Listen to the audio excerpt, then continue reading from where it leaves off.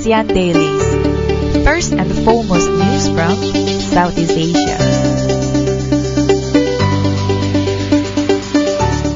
Good morning, this is Arlene and you are with us again for a news commentary on Southeast Asia. So first of all, I just want to wish to everyone happy St. Patrick's Day on this beautiful Wednesday. So what exactly is St. Patrick's Day? So it's an Irish holiday. And it's a holiday that is also celebrated quite widely in America, for example. But in Southeast Asia, people celebrate it for the sake of, drinking lots of beer and especially Guinness. Just a bit of fun facts about St. Patrick's Day. For example, from funding a Kickstarter that would mail Irish soy to your loved one to parade of Irish Elvis impersonators. So there are different ways of people actually all over the world celebrating St. Patrick's Day. You can own a little piece of Emerald Isle with the Kickstarter called Jar of Ireland, which has been raising money to mail jars of Irish soil around the world. So if you want a bit of dirt, you can always go to Jar of Ireland. And of course, you can always you can always go to Dublin and you will see a stop sign where a man was photographed drinking bottled beer while taped to a lamppost over the weekend. And this is such a weird way, but it is actually not really a man. It's just quote unquote man. And a lot of people celebrate St. Patrick's Day as if it's a holiday that people really appreciate it. And if you really like St. Patrick's Day, you might want to try the green beer, which can be made at home using half a teaspoon of antioxidant-rich matcha powder dissolved in a warm water and filling up the rest of the glass with beer. So from St. Patrick's Day, we go to Singapore. A bit of update on the health of former Prime Minister Lee Kuan Yew. Apparently his condition is getting worse, and according to reports from Channel News Asia, the health of Singapore's founding leaders and ex-Prime Minister Lee Kuan Yew has worsened due to infection of pneumonia, apparently. And the government has been addressing this, and the senior Lee is widely credited.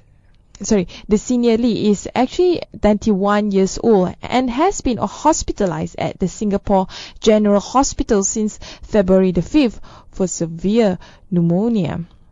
Another thing that people need to know about Prime Minister Lee Kuan Yew is it's either you hate him or you love him.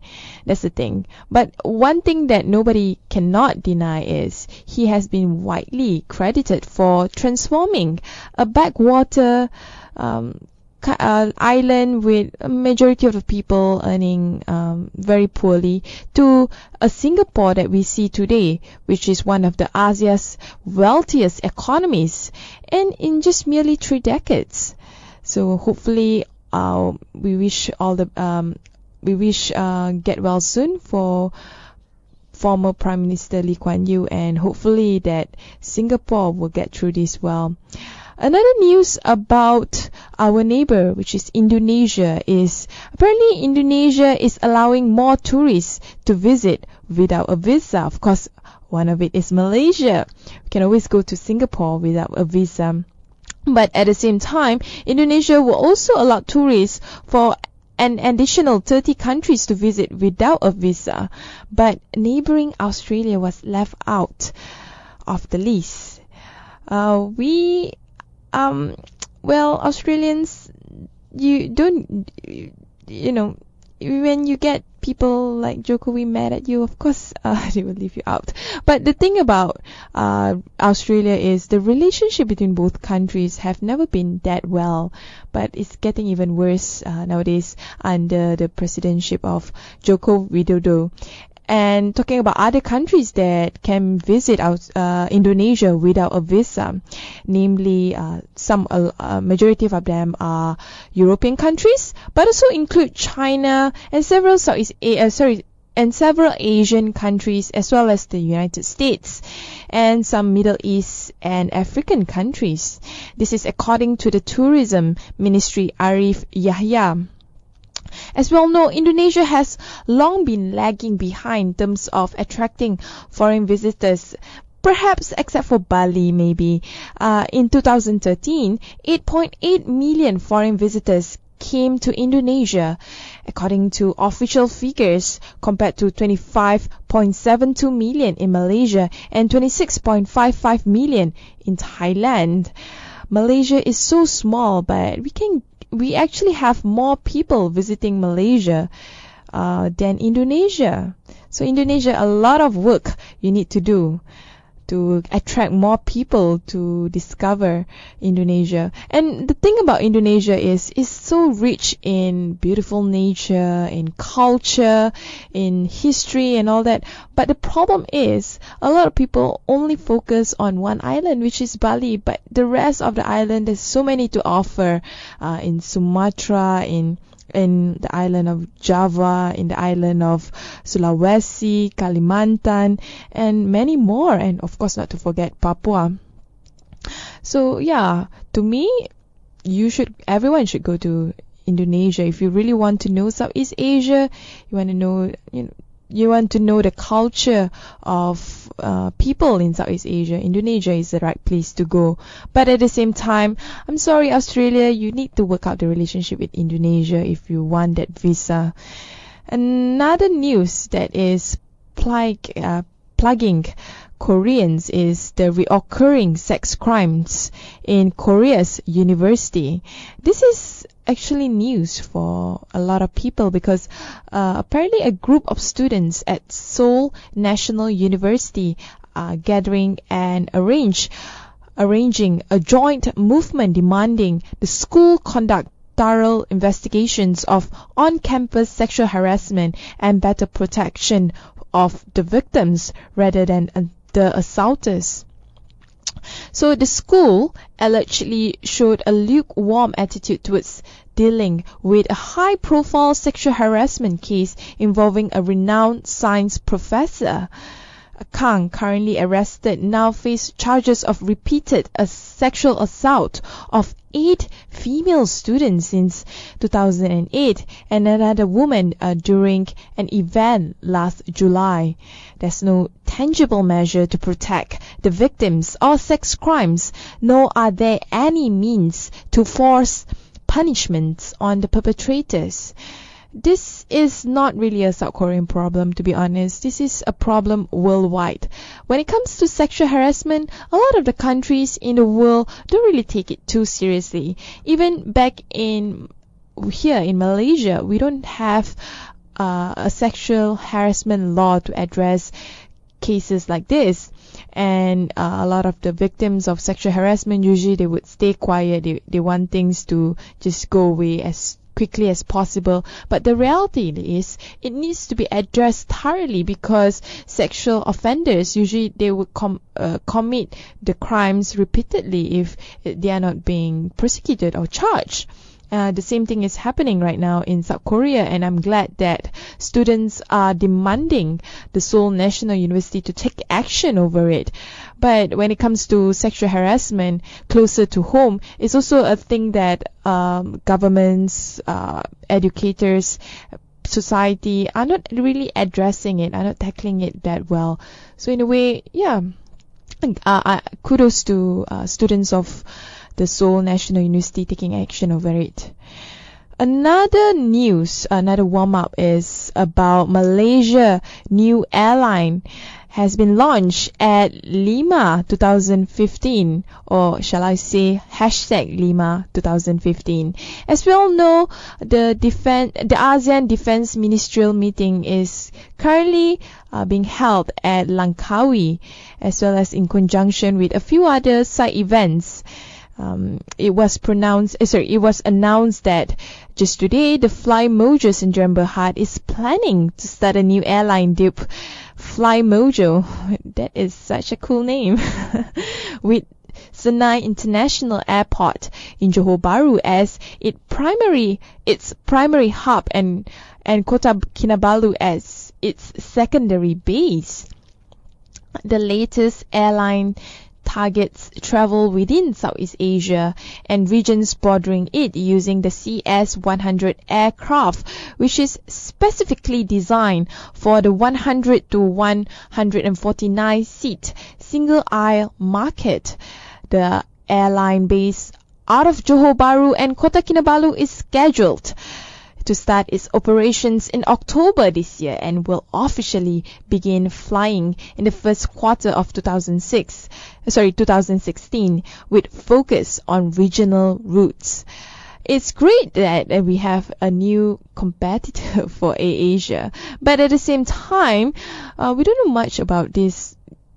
It's a bit funny to call it this airline called Fly Mojo.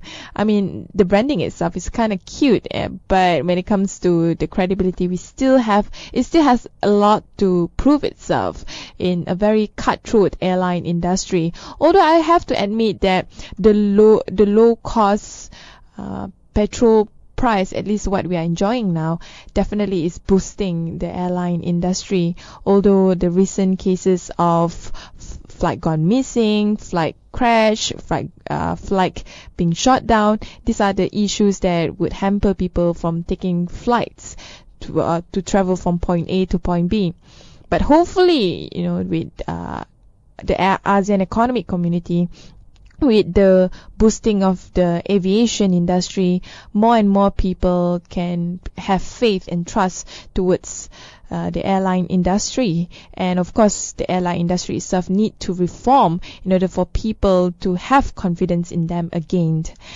So that's all for me for now. I will take 2-song break. When we return, we have more discussion on Southeast Asia, and not to forget India. ASEAN Dailies. First and foremost news from Southeast Asia.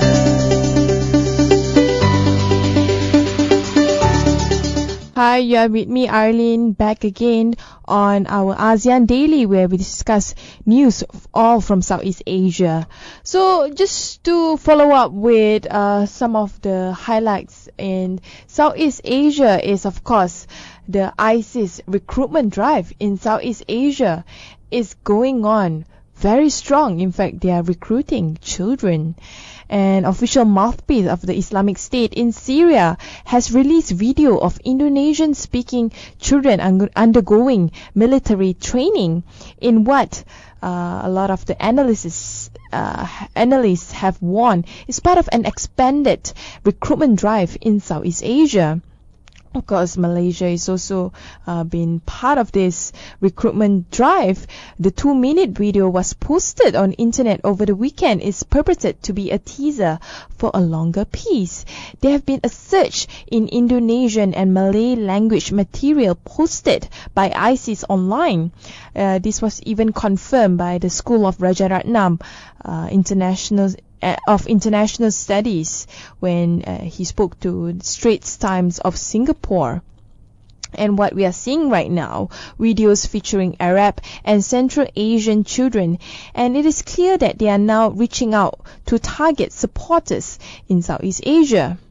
What we are also seeing, a group of about 20 children undergoing religious education, in addition to rifle drills, hand-to-hand combat training, and running with what appear to be Russian-designed AK-47 assault rifles.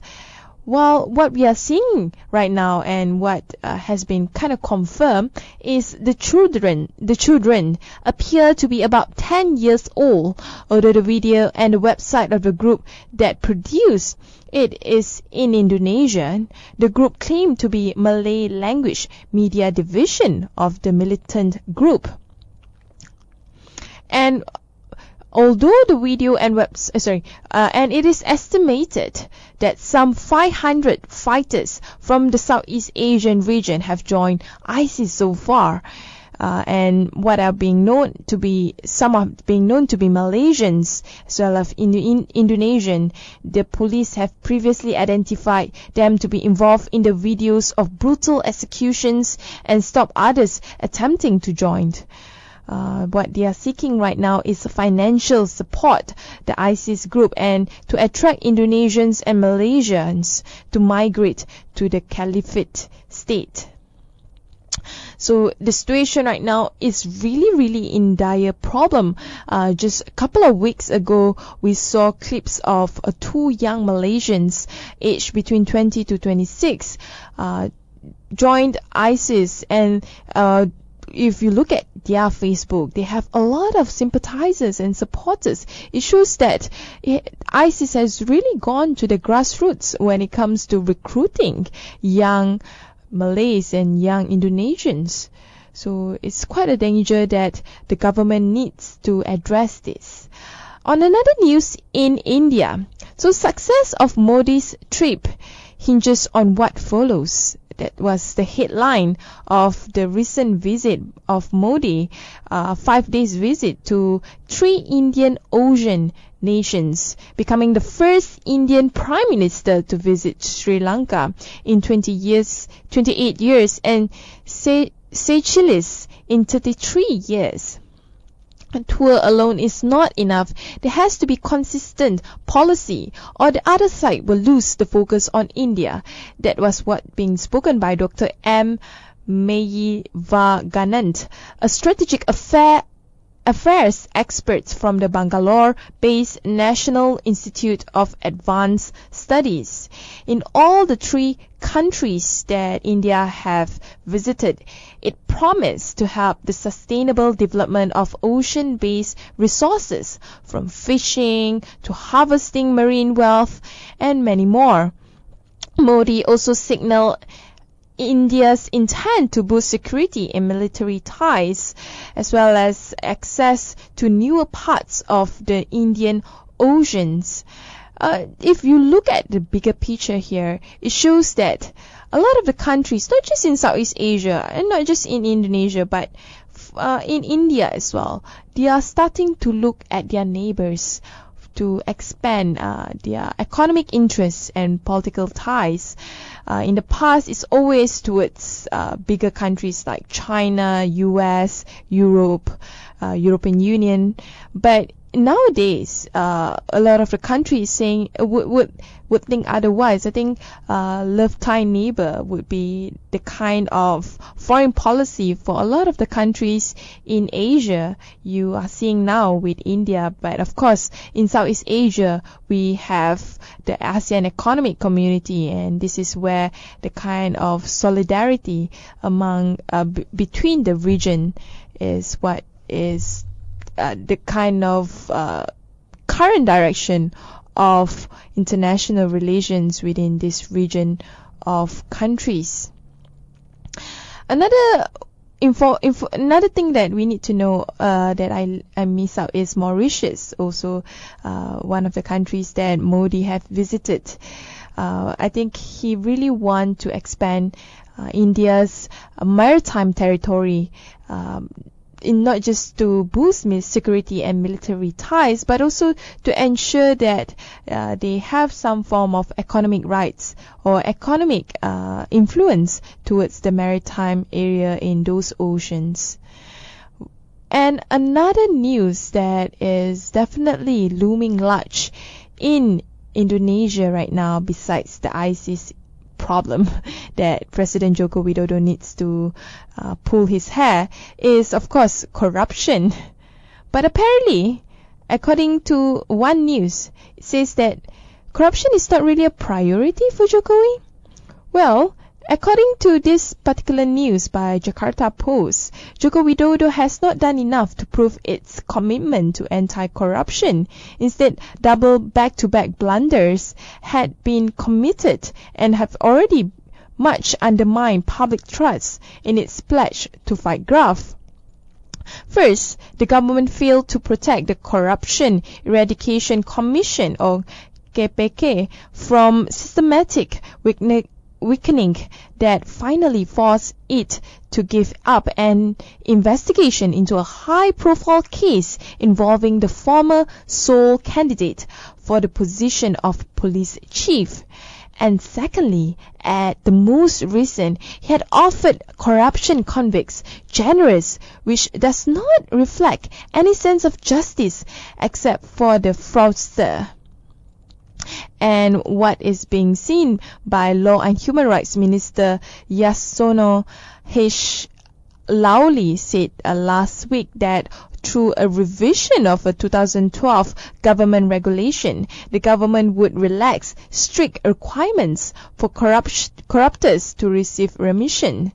If signed by the President Joko Widodo, the graft convicts are entitled to reduce prison terms if they act as justice collaborators and pay back the state money that they stole.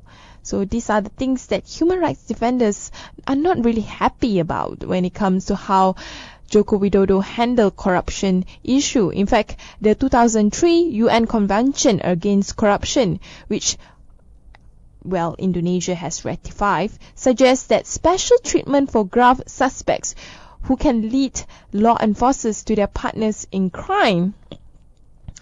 So what Joko Widodo is doing right now is definitely not against the UN Convention, but it does not necessarily justify remission, because judges normally take a graft defendant's cooperation with law enforcers into account in delivering their verdict.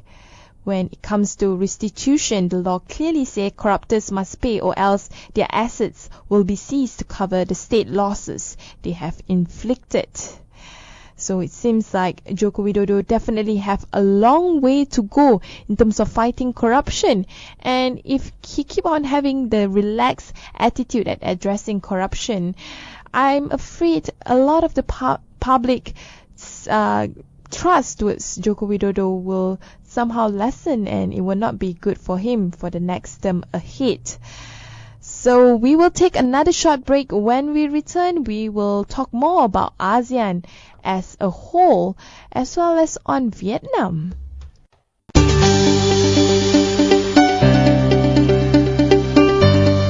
ASEAN Dailies. First and foremost news from Southeast Asia.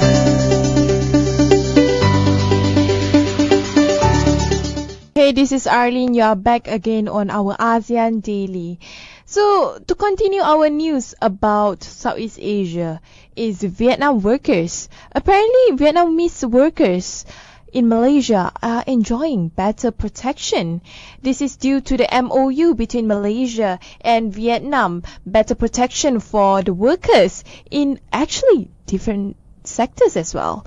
Vietnam and Malaysia yesterday signed a memorandum of understanding on labor immigration in an effort to protect Vietnamese workers in Malaysia. It's due time, and glad that the Vietnamese government is considering to do that. The same with Malaysia Trade Union Congress as well.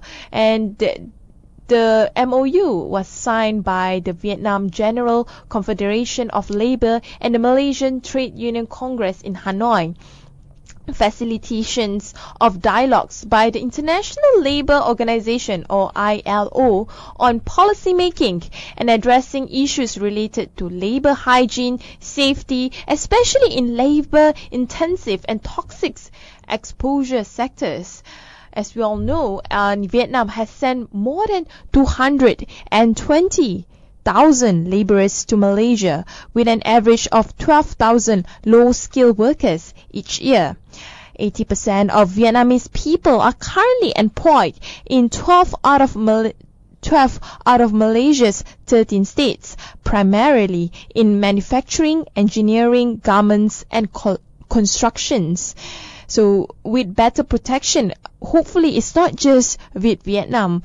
A lot of the countries in Southeast Asia are working as laborers in Malaysia, including our neighbors in South Asia like Bangladesh, India, Sri Lanka, Nepal and all that. And I think for Malaysian government, besides signing bilateral MOU with these individual countries, it's important to have a minimum standard of labor protection for any workers regardless of where they are from. And I think Malaysia can set the standard, especially not just being a chairman of ASEAN Summit, but also I think being an ethical society, or being a society that wants to move itself from a third world mentality, in this case just cutting corners, to a mentality where people have more civil-mindedness. Yes, it's a culture that needs to be embedded in every section of society, but I think at the same time, government can do better in terms of policy making, reforming the laws, and trying to educate the public the importance of good labor rights. Another area that is definitely being highlighted strongly is on the awareness of security issues among ASEAN youth. This was highlighted by Minister of Youth and Sports, Khairi Jamaluddin. He shared his opinion on creating a youth awareness in security issues in this region, of course, namely the South China Sea issue. After meeting participants of the ASEAN Youth Program, the Youth and Sport Minister is involved in program which includes 360 participants from ASEAN countries, presenting youth, young professionals, young entrepreneurs, young researchers, and students. The program will also see the involvement of National Service Training Program, PLKN, and also IM4U in efforts for youth to play a bigger role in ensuring peace and security in the region. Lastly, news about ASEAN looking at African Union for peacekeeping models.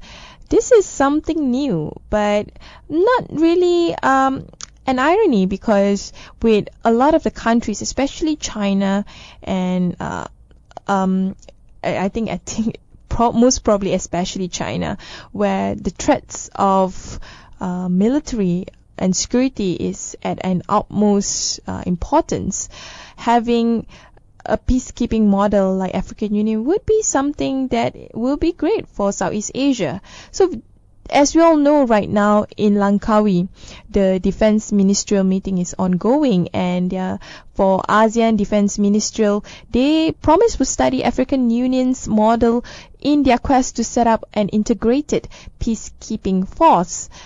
This is expressed by the Malaysian Defense Minister Hishamuddin Hussein. And Malaysia revived the idea of an ASEAN peacekeeping force that was first mooted over a decade ago among ASEAN member countries.